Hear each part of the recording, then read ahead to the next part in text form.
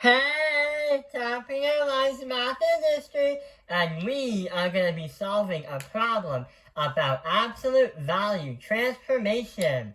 So we've been doing a lot about graphs, and we've been trying to experiment with these kind of graphs where you have to move a line to another place on the graph. But what we're going to do is, hey, a problem. So it looks like that is supposed to be our problem, and we're supposed to show that on a graph. And notice how we have hx as a function equals 1/2 of those crazy absolute value bars, x minus 2 plus 3. So what we're going to do is step by step solve this out on this video. So we notice that there are absolute value bars, right? Well, before we get started, we have to understand that there are two ratio tables, because trying to guess and check on a graph is actually a really terrible idea. Well, one, it takes a long time, and two, it wastes a lot of paper. So we only have the one graph right over here. So how are we going to do that? Well, we already have the ratio tables, and we already know what we're going to put for x and y. Well, we do understand that when you saw the so-called absolute value bars right over here, you had a feeling that it does remind you of something. It reminds you of the idea of the absolute value bars of x. So we're going to say that this is the g of x equals x in absolute value bars. If you would normally do this, the good idea is to try to use numbers you know, like -2, -1, 0, 1, and 2. But what else can you do is you can, hey, we have a fancy O, or a fancy letter 0, or number 0. Is 2, 1, 0, 1, 2. So if you try to graph out the so-called x in absolute value bars, it's going to happen when you graph it onto here. And you do realize that when we graph it on this graph, that's going to be like the standard start line of where the thing's going to go. That whole equation above there is trying to tell you where to move that original picture on the graph to another spot.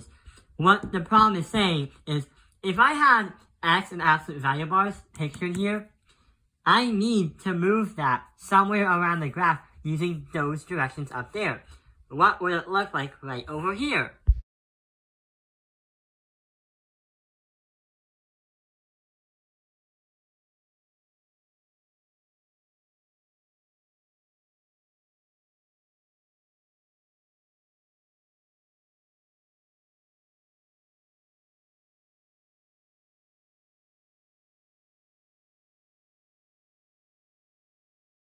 So somehow we kinda have to move that around. Well, if you took a look at the directions, remember how the directions looked like equals 1/2 absolute value bars x minus 2 absolute value bar plus 3? Well, that does remind me of another thing that we took a look at in another video. It reminds me of this thing right over here, the directions in row signs, where you have an a times the function of x minus your c plus d. So the c makes it move right or left on the graph. The d helps it move up or down. And the letter a represents to scale the object and reflect it on the graph. So going from here, these are absolute value bars. They're not parentheses, but they act as if they were parentheses in this case scenario. So here's what we're supposed to be doing. The part inside the absolute value bars is just going to be for x. So what we're going to do is we're going to have x, then, x plus the 2. The reason why is because since we have a minus, when you have a minus and a minus, it becomes a positive. But since we have a minus in there, that means whatever you did is you add by 2. So that's going to be right over here. So in reality, we are going to the right. But what about here and here? we have y, 1/2, and 3. We can create the problem or the equation y, 1/2 of your y plus 3, and then solve it out. So we just simplified what to do for x and y to move all this stuff into that stuff. And these equations we're not going to solve, but help us understand what the ratio table will look like, but also what the so-called graph and the strange direction should look like. So let's see what happens. -2 plus 2 should equal, 0. Not very helpful, but it is helpful at the same time. What about for the y? So 2, 1/2 of 2 is 1, plus 3 is 4. So that is going to be the first coordinate of whatever this thingy is right here. So how about -1? -1 plus 2 should be +1. But 1/2 of y is going to be 0.5. Plus 3 should be 3.5. 0 plus 2 is going to be 2. Now we have 0 right over here. We have 1/2 of y plus 3.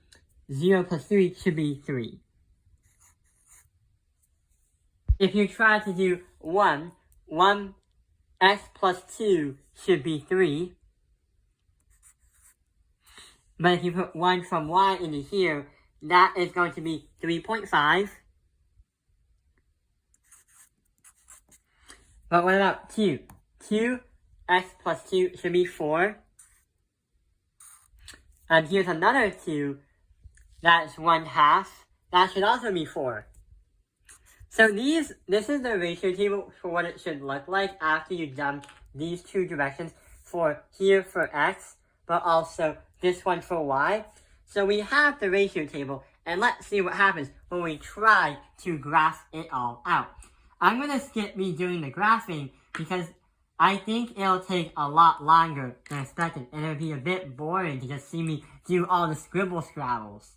So here is what the graph should look like. The points are here, here, here, here, and here. It does make sense that the points are very close to each other because we used points that are close to each other originally, but we also realized that it's going to be 1/2, which means there's going to be a vertical idea. There's going to be a vertical stretch, but it kind of makes the thing open a little bit more.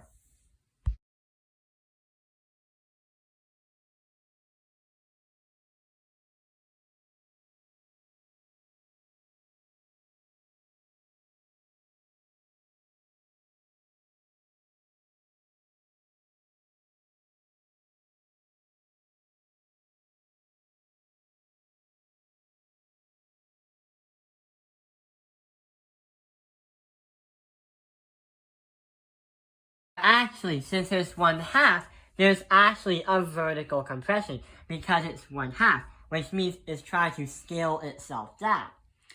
This is not to scale, but since I was using a large Sharpie, it's the best I could do. So yeah, that understands and concludes how we can do absolute value with transformations. I hope this video has helped you understand absolute value with transformations. Thank you for watching Top Finger Line's Math Industry. Like and subscribe.